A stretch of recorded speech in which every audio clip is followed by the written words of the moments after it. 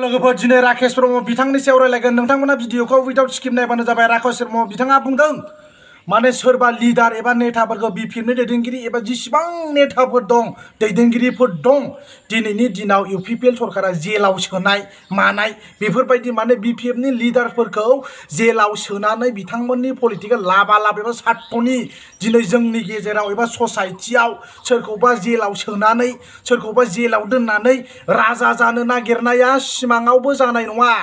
राकेश ब्रह्म नोंथां लाजिनांगौ।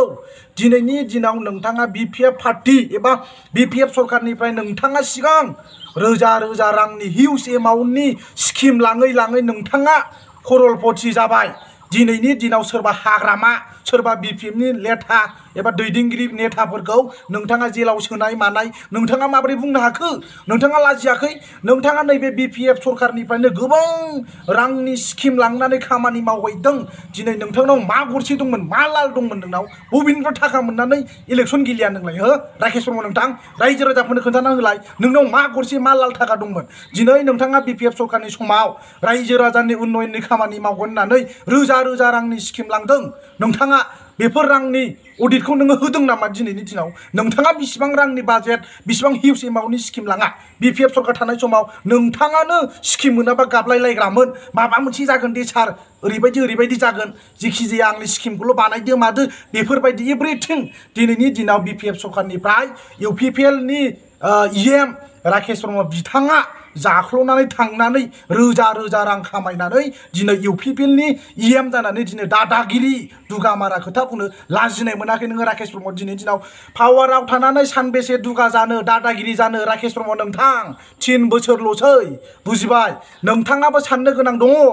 नोंथाङा पावाराव थानानै बिसिबां दादागिरि एबा जोंनि पाब्लिकफोरखौ सोरखौबा केस होनाय सोरखौबा दम होनाय सोरखौबा पुलिस केस होनाय सानबेसे दुगा खालामनानै जानो राकेश ब्रह्म नोंथां? अलमस्ट 3 इयार्सल'सै। नोंथाङाबो बे समाव जेनोब्ला नोंबो बेबायदि लेभेलाव एबा रायजो राजाफोरजों एबा सोरबा सासे दैदेनगिरि एबा नेताफोरजों पावाराव फैयोब्ला नोंबो बेबायदि केस होजागोन बखिजागोन बुंजागोन। दिनैनि दिनाव सिनसियार जा राकेश ब्रह्म नोंथां। जायखौनो सानो बेखौनो बुंनो नाङा। बर'जों बर' सोरखौबा जेलाव सोनानै सोरखौबा दैदेनगिरि सोरबा बिपिएफनि नेता लिडारफोरखौ सोनानै नोंथाङा पलिटिकेल लाबा लाब एबा सार्टनि गाव राजा जानो एबा गाव राजा जानानै थाबाय थानो साननाया मिस्टेक। बेबायदि साननाया मिस्टेक राकेश ब्रह्म नोंथां। मालाबाबो दासान बिदि सोरबा सासे नेता एबा दैदेनगिरिखौ जेलाव सोनो हायोबा एनआईए आव इनकुवेरि खालामनानै सोनो हायोब्ला जोंनि इउपिपिएल सरकारा जोरबाय थागोन। जोङो बिटिसिनि इएम एमसिएलए डिपुटि चिफ जानो मोनबाय थागोन होननानै साननाया बेकार राकेश ब्रह्म नोंथां। आफ्टार 3 इयार्सनि उनाव नोंथांमोना जाबावदो 0-0-0-0। लाजिनो रोङाखै नोङो राकेश ब्रह्म नोंथां? बिपिएफ सरकार थानाय समाव नोंथाङा बिसिबां रोजा रोजा रांनि स्किम लांनानै बिसिबां सोलाख'नानै थांनानै दिनै लाजिनो रोङाखै? बिपिएफनि सरकार थानाय समाव राकेश ब्रह्म बिथाङा रोजा रोजा रांनि स्किम लांनानै दिनै बिथाङा रोजा रोजा रांनि दिनै मालिक जादों। दिनैनि दिनाव लाजिनो रोङाखै? साला गन्थं गैया नोंनाव?